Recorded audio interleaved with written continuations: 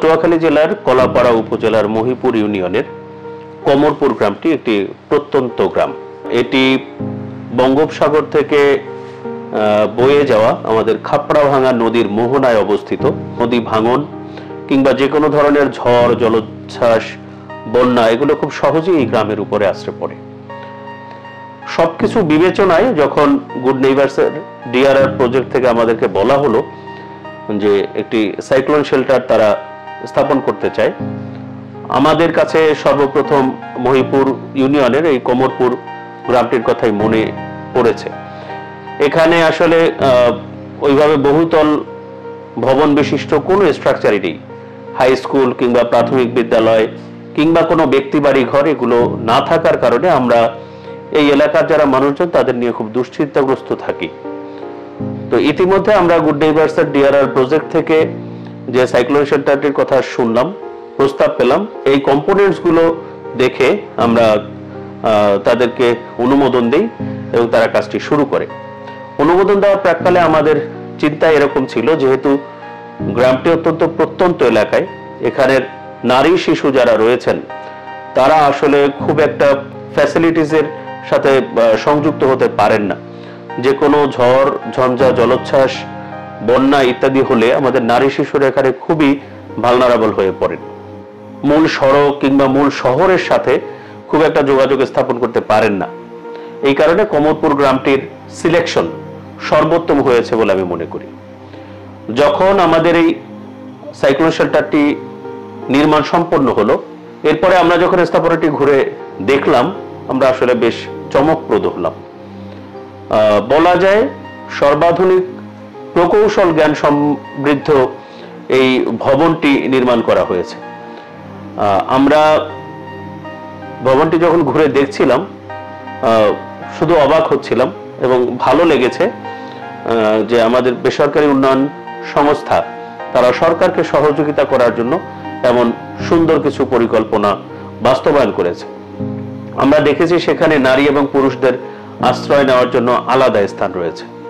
সেখানে গবাদি পশু এবং অন্যান্য যারা রয়েছে তাদের জন্য আলাদা আশ্রয় কেন্দ্রের স্থান রয়েছে। যারা ডিসেবল পিপল রয়েছে তাদের জন্য এবং ক্যাটেলের জন্য যে র্যাম্প করা হয়েছে সেটিও বেশ সুন্দর, স্মুথ একটি রেশিও মেনটেন করে করা হয়েছে। ওয়াশরুমগুলো খুবই মানসম্মত, রুমগুলো বেশ স্বাস্থ্যকর। ওভারঅল সমগ্র স্ট্রাকচার ছিল খুবই মনোমুগ্ধকর। এটি আমাদের দৃষ্টিকে সুখ দেয়।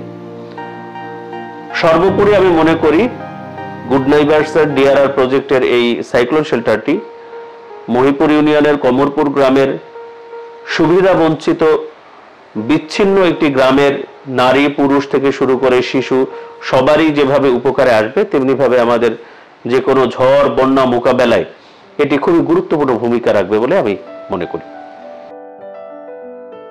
নীলগঞ্জ ইউনিয়ন এবং মহিপুর ইউনিয়নে আমাদের দুটো করে 4টি পুরনো সাইক্লোন শেল্টার ছিল। এগুলো দীর্ঘদিন ব্যবহারের ফলে অনেকটা জীর্ণশীর্ণ অবস্থায় পড়েছিল। তো আমরা গুড নেইবারসের প্রপোজাল পাওয়ার পরে তাদেরকে এই 4টি সাইক্লোন শেল্টার সংস্কারের জন্য আমরা তাদেরকে অনুরোধ করি এবং আমাদের নীলগঞ্জ ইউনিয়নে দুটো, মহিপুর ইউনিয়নে দুটো, ইতিমধ্যে 4টি সাইক্লোন শেল্টার সংস্কার বা রিনোভেট করা সম্পন্ন হয়েছে। এবং এই সংস্কার কার্যক্রমের পরে অবশ্যই সাইক্লোন শেল্টারগুলোর ক্যাপাসিটি বৃদ্ধি পেয়েছে। গুড নেইবার বাংলাদেশ তারা আমাদের কলাপাড়া উপজেলার 3টি ইউনিয়ন নীলগঞ্জ, মহিপুর এবং ডালবগঞ্জে কাজ করেন। দুর্যোগে মানুষের জীবনযাত্রার মান কিভাবে উন্নয়ন করা যায় এই লক্ষ্য নিয়েই গুড নেইবারস এখানে কাজ করেছেন। 400-র উপরে ভলেন্টিয়ার প্রশিক্ষণ দিয়েছেন। গুড নেইবারস এখানে যে কাজটা করেছেন, যে স্বেচ্ছাসেবক বাহিনী তৈরি করে দিয়ে গেছেন, এটা এরা চলে গেলেও এদের এই ধারাবাহিকতা অব্যাহত থাকবে। গুড নেইবারসে মোটামুটি শিখছি যে বন্যা আসলে কি কি করতে হইবে, কোথায় যাইতে হইবে, কোথায় থাকতে হইবে, মানুষকে কিভাবে সেভ করতে হইবে।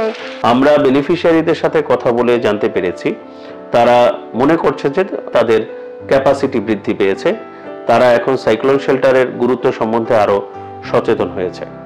গুড নেইবারস যেভাবে ইনফ্রাস্ট্রাকচারে সহযোগিতা করেছে, একইভাবে সংশ্লিষ্ট এলাকার বাসিন্দাদেরও সচেতন করতে পেরেছে বলে আমার বিশ্বাস।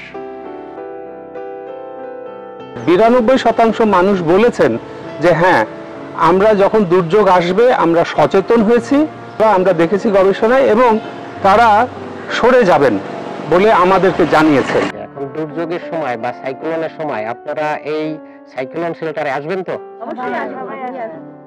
আমরা বিশ্বাস করি প্রাকৃতিক দুর্যোগের মধ্যেও কমিউনিটির প্রতিটি মানুষের নিরাপত্তা ও মর্যাদা পাওয়ার অধিকার রয়েছে। আমরা জাপান সরকারের অর্থায়নে কলাপাড়ায় 3 বছর মেয়াদী একটি দুর্যোগ ঝুঁকি হ্রাস প্রকল্প বাস্তবায়ন করেছি। এর মাধ্যমে প্রায় 70,000 মানুষকে সক্ষম করা হয়েছে।